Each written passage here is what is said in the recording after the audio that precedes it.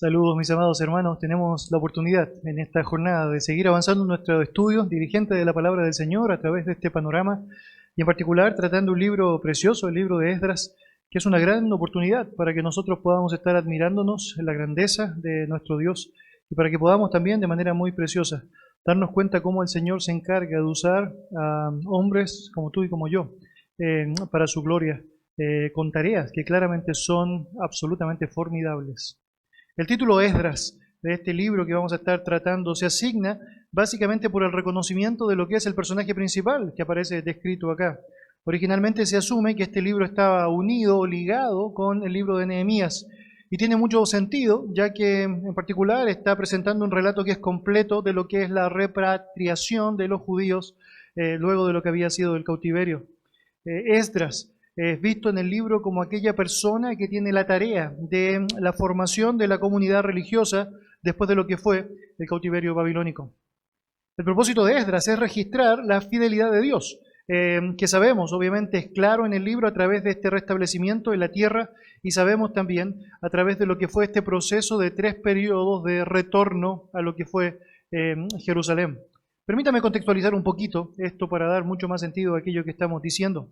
Cuando Jehová disciplinó a su pueblo, producto de lo que había sido su propio pecado, su rebelión, su negación ante él, es muy interesante que el exilio, que estaba siendo parte de la consecuencia, fue determinado bajo un tiempo específico. Ese tiempo sería el de 70 años.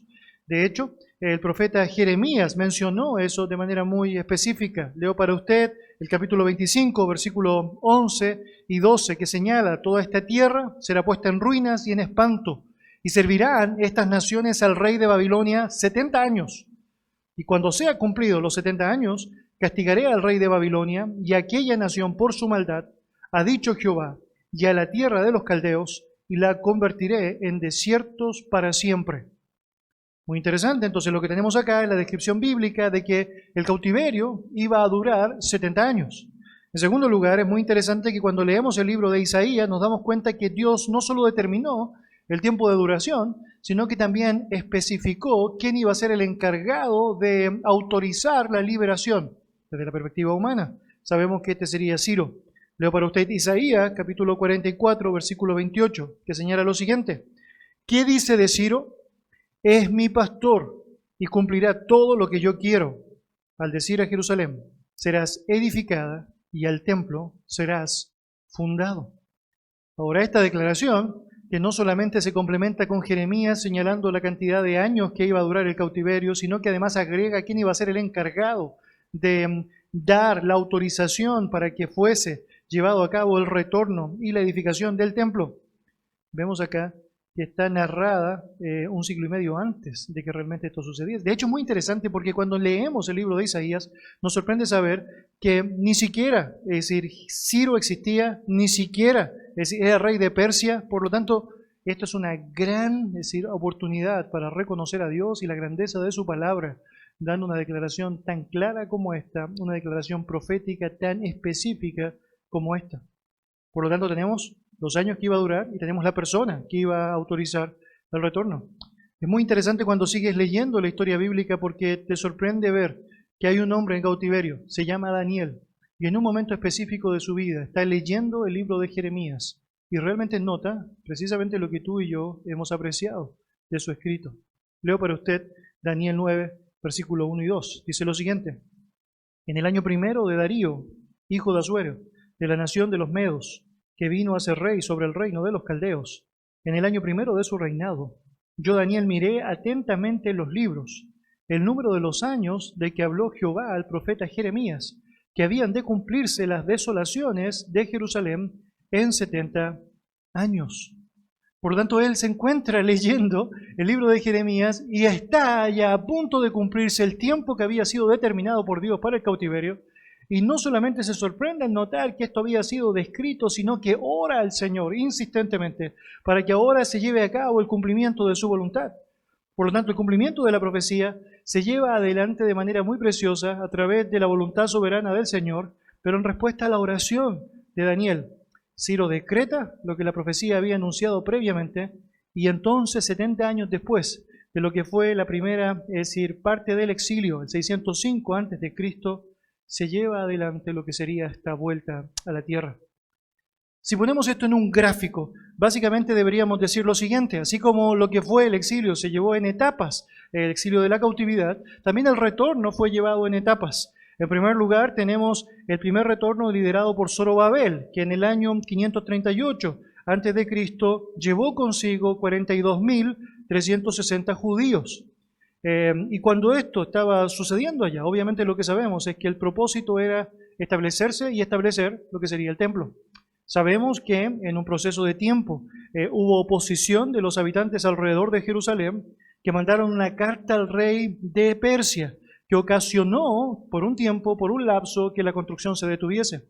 Pero sabemos que luego, obviamente por la gracia del Señor, el templo pudo terminarse en 57 años luego de lo que había sido su inicio. Un segundo grupo que volvió a Jerusalén fue aquel que estuvo liderado por Esdras, precisamente, en el año 558 a.C. Y el tercer grupo es el que vuelve luego con Nehemías en el 444 para liderar lo que sería la reconstrucción de los muros en Jerusalén. Como dato de contexto muy importante que nos ayuda mucho para poner esto en un orden correcto en nuestra mente, es bueno señalar que Esther se convirtió en reina del imperio en el 479. Por lo tanto, entre el primer y el segundo regreso de los judíos es cuando ella está también allá siendo parte del liderazgo político. Dicho esto, nos ayuda mucho saber algunos otros detalles que son necesarios de asimilar. Por ejemplo, cuando pensamos en Crónicas y en Esdras, que son muy relacionados uno con el otro, nos damos cuenta que estos en el canon judío están puestos al final. Ahora eso ayuda muchísimo cuando lo miras cronológicamente, porque sabes que está hablando de lo que fue el periodo del retorno. A veces en nuestro canon nos cuesta mucho asimilar esto porque vemos luego de nuestra compaginación que vienen todos los profetas hablando precisamente en el proceso del exilio. Entonces nos ayuda a saber esto para así poder poner las cosas en orden y notar que la cronología es clave para poder comprender cuándo sucede cada acontecimiento y obviamente por qué hay un propósito específico de Dios diseñado allá para describir una historia continua. En cuanto al autor de este libro, debemos señalar que no hay una indicación directa, es decir, que sea Esdras, pero es evidente según la tradición y según algunos antecedentes que se pueden desprender de que francamente es él. De hecho, se puede apreciar en varias secciones del libro que él está hablando en primera persona, el escritor. Si tú vas, por ejemplo, a Esdras capítulo 9, si me acompañas allá en tu Biblia, quisiera mostrarte algunos pasajes que aparecen descritos allá. Esdras capítulo 9,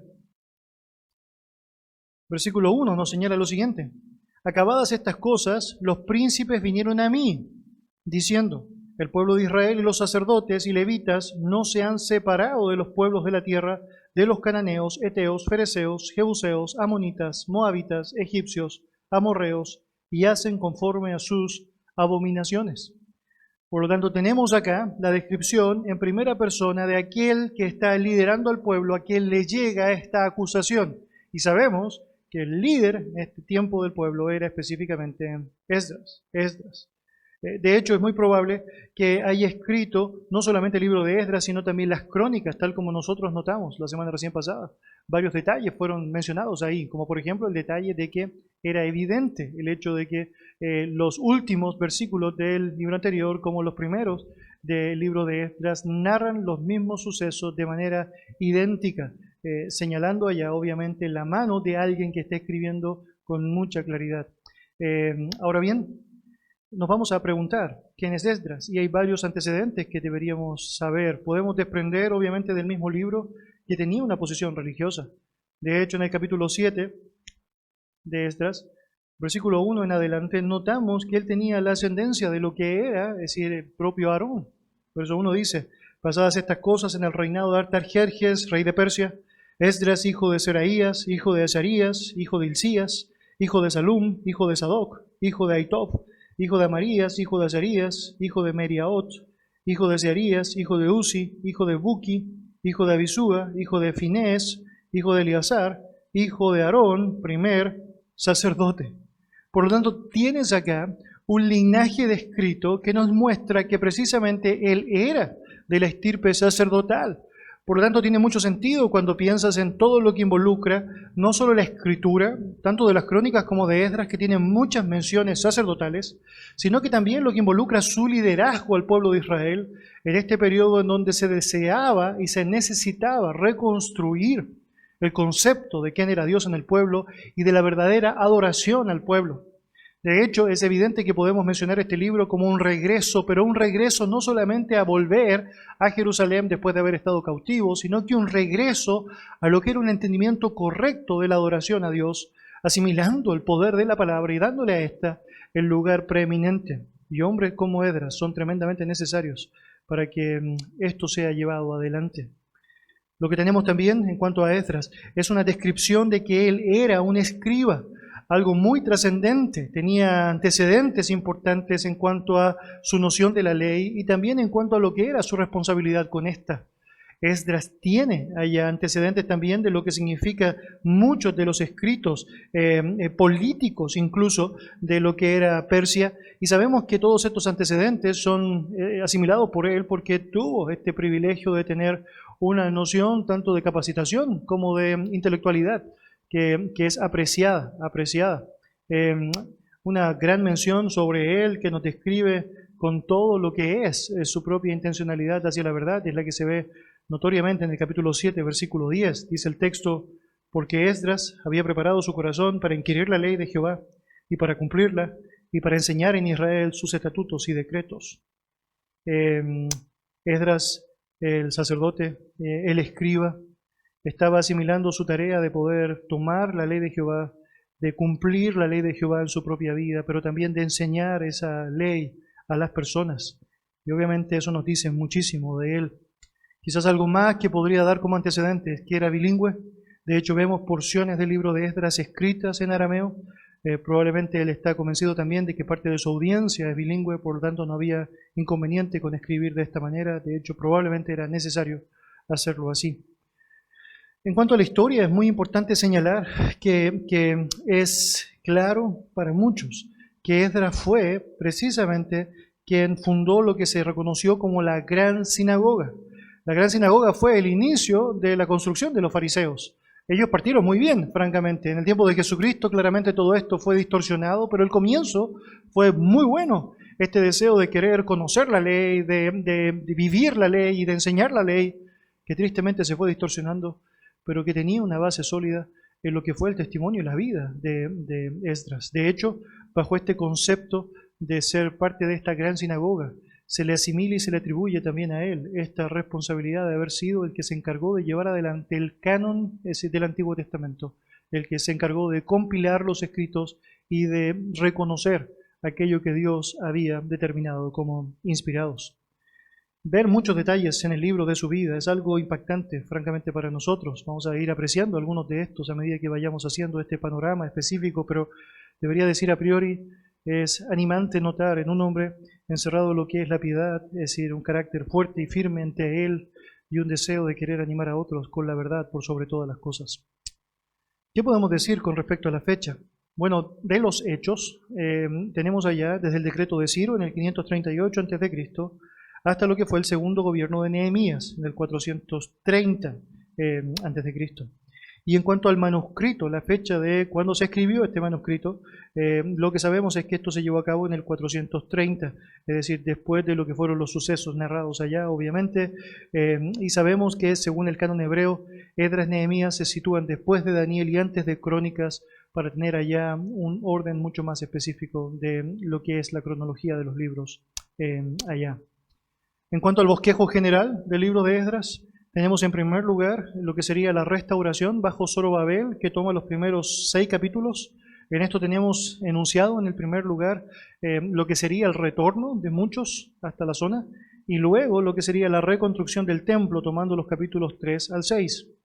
Y en segundo lugar, el bosquejo nos llevaría a ver las reformas bajo lo que fue el liderazgo de Esdras, del capítulo 7, llegando él con el segundo contingente de israelitas y lo que sería la gran reforma final en el 9 y el 10, animando a la gente a vivir en santidad, en integridad y en honor a su Dios. Permítame compartir con usted una vista panorámica de sucesos narrados en el libro que nos van a dar mucho mayor contexto de lo que realmente está sucediendo allá. En primer lugar, tú y yo tenemos en el capítulo 1 lo que es el decreto de Ciro. Y quiero leer con usted esta porción específica para mostrar algunos antecedentes que nos van a llamar la atención y que nos hacen reflexionar muchísimo también sobre nuestra propia vida. En el primer año de Ciro, rey de Persia, para que se cumpliese la palabra de Jehová por boca de Jeremías, despertó Jehová el espíritu de Ciro, rey de Persia, el cual hizo pregonar de palabra y también por escrito por todo su reino, diciendo: Así ha dicho Ciro, rey de Persia: Jehová, el Dios de los cielos, me ha dado todos los reinos de la tierra y me ha mandado que le edifique casa en Jerusalén, que está en Judá. Quien haya entre vosotros de su pueblo, sea Dios con él, y suba a Jerusalén, que está en Judá, y edifique la casa a Jehová, Dios de Israel. Él es el Dios, el cual está en Jerusalén. Y a todo el que haya quedado en cualquier lugar donde more, ayúdele los hombres de su lugar, con plata, oro, bienes y ganados, además de ofrendas voluntarias para la casa de Dios, la cual está en Jerusalén. Este decreto, cuando tú lo analizas, te das cuenta, es francamente impresionante. No solo por los antecedentes que ya hemos considerado al respecto. Recuerde usted, Dios había profetizado, es decir, varios años antes incluso del nacimiento de Ciro, que este sería el hombre que se iba a encargar de liberar al pueblo, sino que también por todas las implicaciones que están, es decir, incluidas allá. Obviamente, en honor a la verdad, es muy importante decir que todos los reyes tenían su propia forma de mantener el liderazgo en aquellos pueblos que estaban bajo su autoridad. Y así como vemos algunos muy sanguinarios y déspotas, algunos como Nabucodonosor, por ejemplo, que se llevaba a la zona para adoctrinar bajo sus normas a la gente, en este caso lo que había planteado en su propio tiempo político Ciro era básicamente tener a la gente contenta, y asumía que la gente contenta pagaba los impuestos mejor. Por lo tanto, con muchos hizo esto, de dejarlos volver a su tierra, asimilando que este buen trato hacia ellos iba a reflejar, es decir, una buena obediencia de los pueblos hacia lo que sería su autoridad. Ahora entonces lo que él hace es mandar a este hombre, es decir, Zorobabel, que lleva a cargo esta misión, pero también de manera específica a través de la política, él manda a Sesbazar, un hombre que va a aparecer mencionado en el relato, quien era persa y era encargado de reportar al imperio, es decir, básicamente cómo iban las cosas y enviar los impuestos que eran requeridos. Por eso este nombre aparece descrito allá. Era un emisario de Ciro para recolectar o recibir conforme a cómo iba marchando el pueblo. Más adelante, cuando lleguemos al libro de Nehemías, nos va a sorprender que él asume estos dos roles.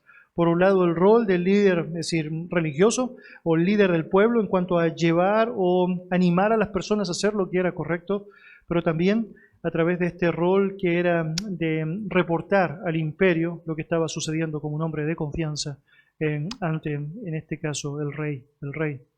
Persia, y en particular Ciro, fue tremendamente benevolente, mucho más benevolente de lo que habían sido los asirios y Babilonia. De hecho, este permiso que le está dando allá, esta libertad que le está dando allá, no solamente fue acompañada con la determinación de que era tiempo, si querían, de irse, sino que además les dio lo necesario para que ellos pudiesen reconstruir el templo. Y no solamente eso, sino que también les permitió el hecho de restablecer la Torá como la ley para Israel. De hecho, en Esdras 7, versículos 25 y 26, vemos el detalle de aquello. La reedificación del templo, las murallas de Jerusalén, demuestra también la mano de Dios detrás de este hombre, y claramente también vemos los materiales de construcción que son francamente sorprendentes, también provistos de parte de Dios, es decir, por medio del uso de este hombre. Yo creo que ahí hay un gran principio para ti y para mí, y esa es una de las grandes razones por las cuales necesitamos orar por las autoridades superiores. La palabra del Señor nos indica que el corazón del rey está en la mano de Jehová, y Él lo inclina para donde Él quiere. Y te impresiona notar, dentro de contextos tan terribles, de líderes tan terribles en la historia, ver cómo Dios se encargó de usar a uno de ellos para hacer, por medio de ese hombre, imperante su autoridad, imperante lo que significa su liderazgo y su reinado. Ahora hay algo que yo creo que vale la pena describir también a través de este relato, en estos primeros versículos, es que la autorización de salir era una autorización amplia y abierta. De hecho, es claro, Ciro, para señalar que quien haya entre vosotros de su pueblo, sea Dios con él y suba. Es decir, Ciro no estaba prohibiendo a ninguna persona que pudiese ir. De hecho, la libertad era absoluta. Por lo tanto, ¿te sorprende cuando te das cuenta que solo 42.000 judíos están llevando adelante esta primera instancia de viaje? Y yo creo hay muchas cosas que podemos desprender de esta impresión histórica. Es que francamente, la mayoría de los judíos estaba tremendamente contentos donde estaban. Estaban tremendamente felices en el lugar donde se encontraban. Y ahí te explicas por qué se demoraron tanto, para reconstruir. ¿Por qué mientras están construyendo en el libro de Nehemías, 100 hombres necesitan estar, uno con la mano y la espada, otros trabajando? Es porque francamente te das cuenta, que las cosas eran más difíciles de lo que pensamos. En Esther es muy evidente eso cuando notamos cómo el pueblo se había olvidado francamente de Dios. Esa es la razón de la no mención a Jehová, es la razón de por qué ni siquiera Jerusalén aparece descrito. Lo que tenemos allá es algo francamente triste. Tenemos a Esther, por ejemplo, que se marca después de lo que había sido el permiso para volver a Jerusalén, quedándose en el lugar donde no tenía que haberse quedado, incluso estableciendo un vínculo con alguien pagano. Francamente se habían olvidado de Dios. De hecho, las tribus del norte ni siquiera regresaron. Lo más asimilable en la historia es que ellos se mezclaron tanto con los pueblos paganos que francamente se desintegraron hasta este punto de la historia. Muy pocos casos son vistos en el Nuevo Testamento con una ascendencia de las tribus del norte y francamente sabemos que lo que será esta reedición del Israel completo solamente puede estar supeditado a lo que es la poderosa mano de Dios. Pero es triste cuando pensamos en esto. Es porque no siempre apreciamos o notamos este detalle. Es decir, la libertad para volver era amplia. ¿Por qué tenían que volver en 3 turnos? ¿Por qué tenían que demorarse tanto? ¿O por qué algunos nunca volvieron? Y es porque francamente estaban muy ligados a este mundo, muy acostumbrados a su sistema, muy poco dispuestos a hacerle caso a Dios. Cuando avanzas en los capítulos de Esdras, llegas al 3, y hay una mención allá muy interesante que vale la pena describir. Dice la Escritura que los cimientos del templo son ya establecidos y terminados. Déjeme leer para usted el versículo 12 y el versículo 13 del capítulo 3 de Esdras. La palabra del Señor dice así: y muchos de los sacerdotes de los levitas y de los jefes de casas paternas, ancianos, que habían visto la casa primera, viendo echar los cimientos de esta, lloraban en alta voz, mientras muchos otros daban grandes gritos de alegría.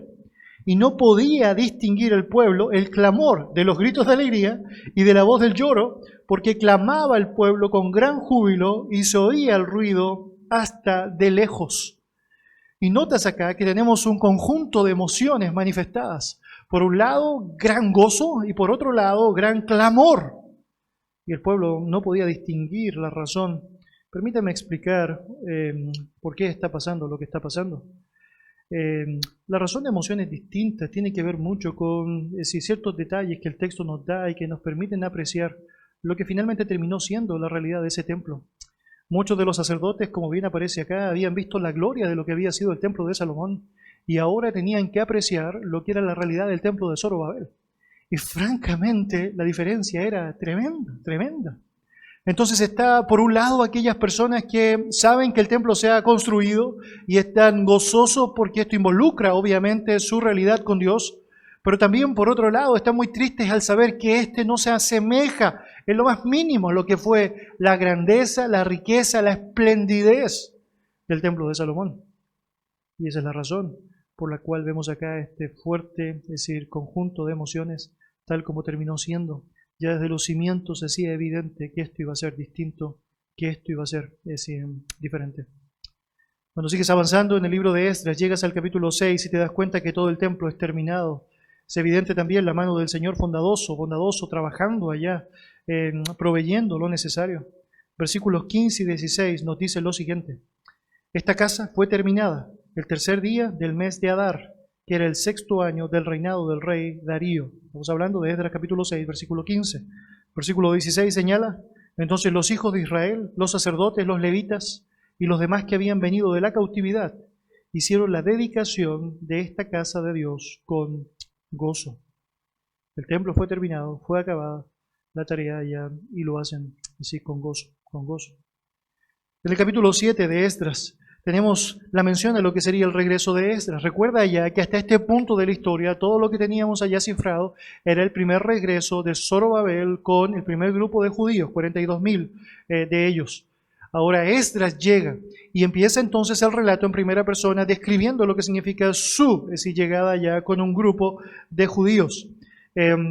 Sabemos que Dios estableció por medio de la llegada de Esdras esta función tremenda que era la Torá, y lo hace bajo la autoridad de este rey pagano. Otra vez, sorprendente. Jehová reina a través de Ciro, reina a través de Sespasar, reina a través de Zorobabel y reina obviamente a través de todo ello en su pueblo. Y yo creo que es muy importante señalar esto, por más difícil a veces que es el entorno en el cual nos encontramos.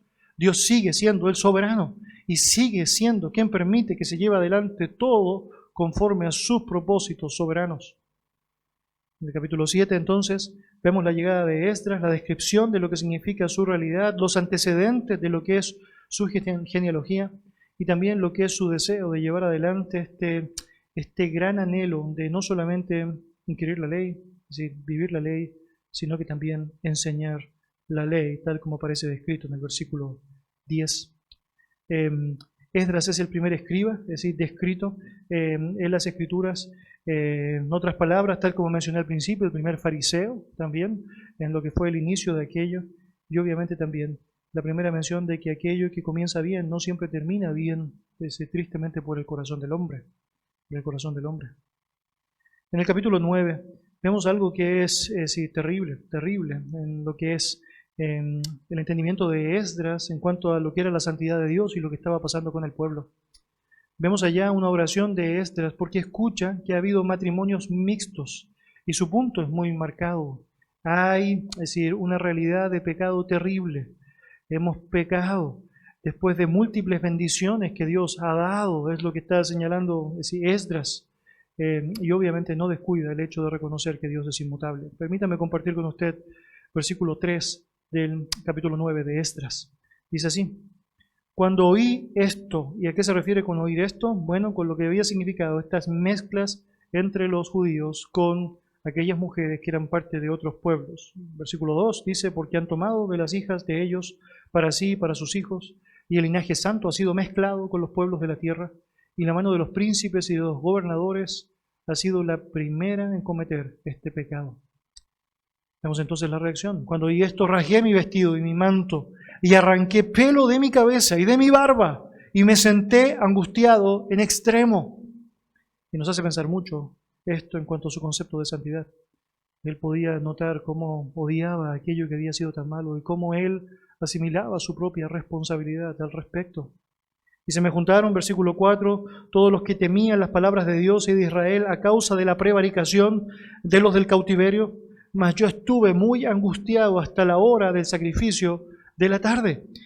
A la hora del sacrificio de la tarde me levanté de mi aflicción y habiendo rasgado mi vestido y mi manto, me postré de rodillas y extendí mis manos a Jehová, mi Dios.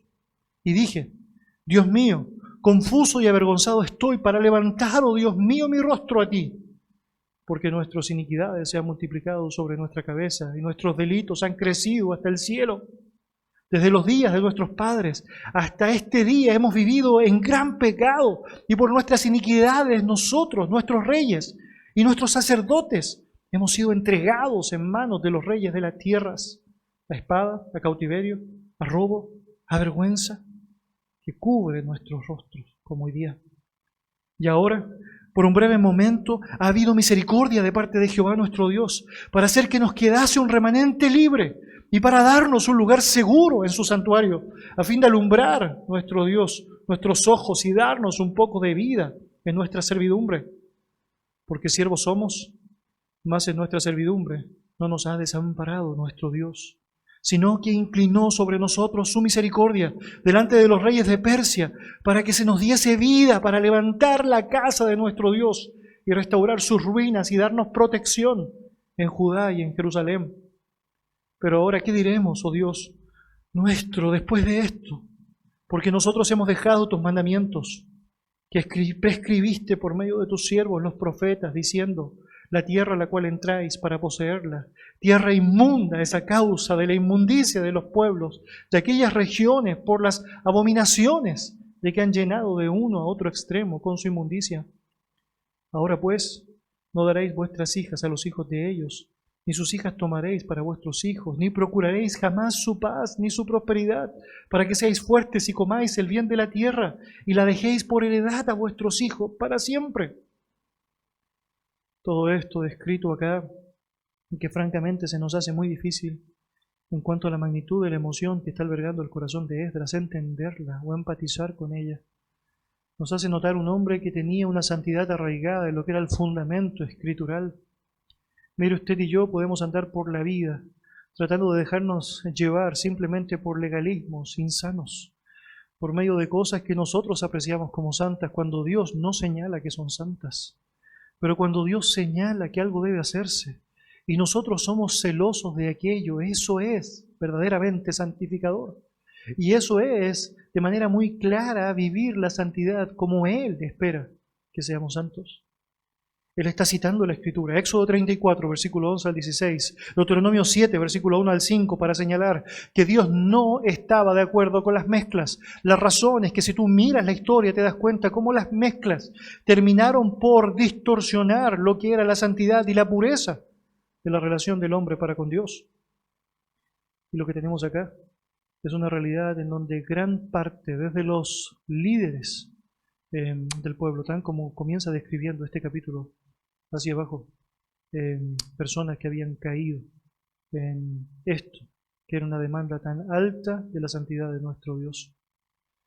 Cuando llegas allá, al final del capítulo 9 y al comienzo del capítulo 10, te das cuenta que ves en el relato un divorcio masivo de las esposas paganas.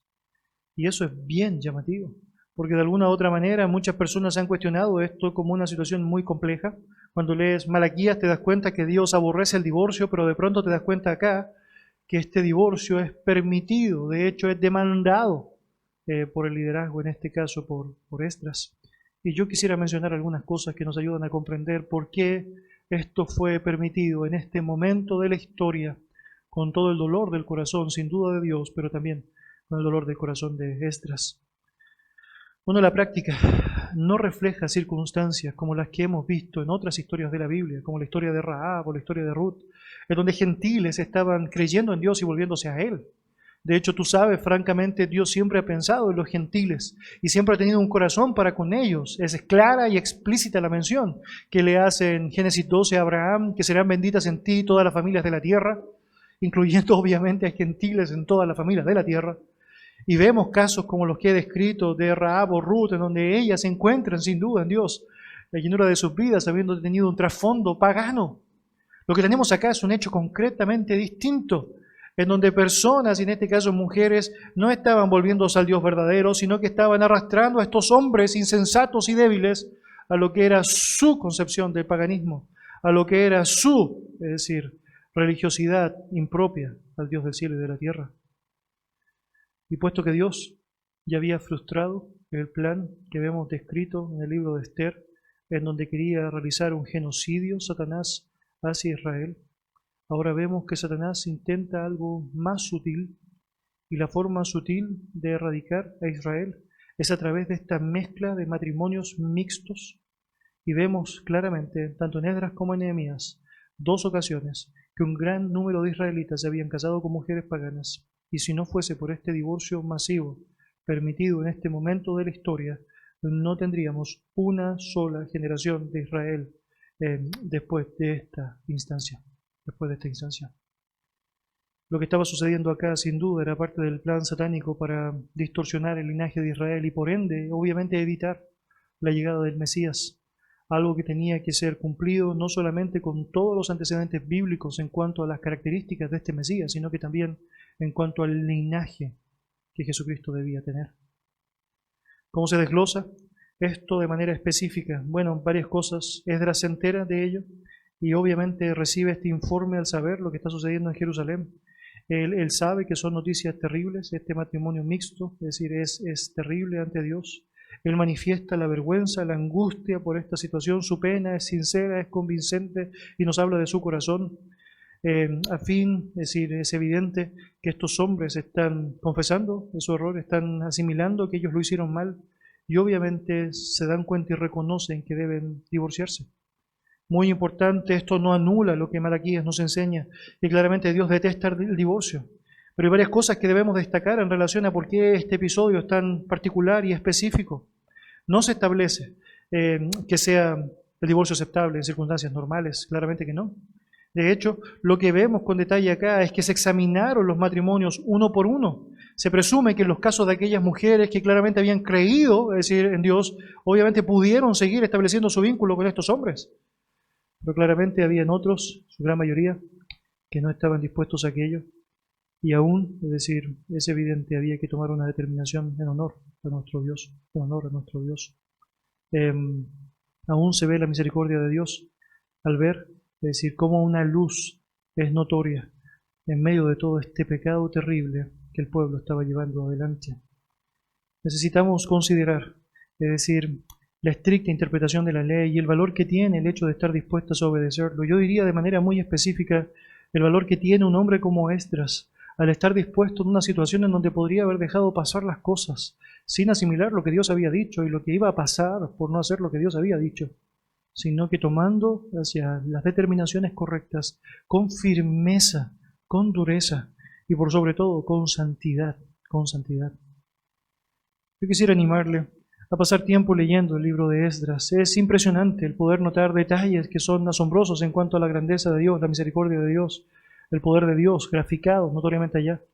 Pero yo diría también, le animaría a poder considerar personas como Esdras, sí, personas que están dispuestas a seguir a Dios, cueste lo que cueste, que están dispuestas a guiar al pueblo, cueste lo que cueste, aunque todo esté, es decir, en contra, aunque el mundo esté en contra, aunque incluso la presión interna esté en contra y se manifiesta abiertamente, seguir adelante, tomando la ley del Señor, aprendiendo la ley del Señor, poniendo por obra la ley del Señor y enseñando la ley del Señor a otros.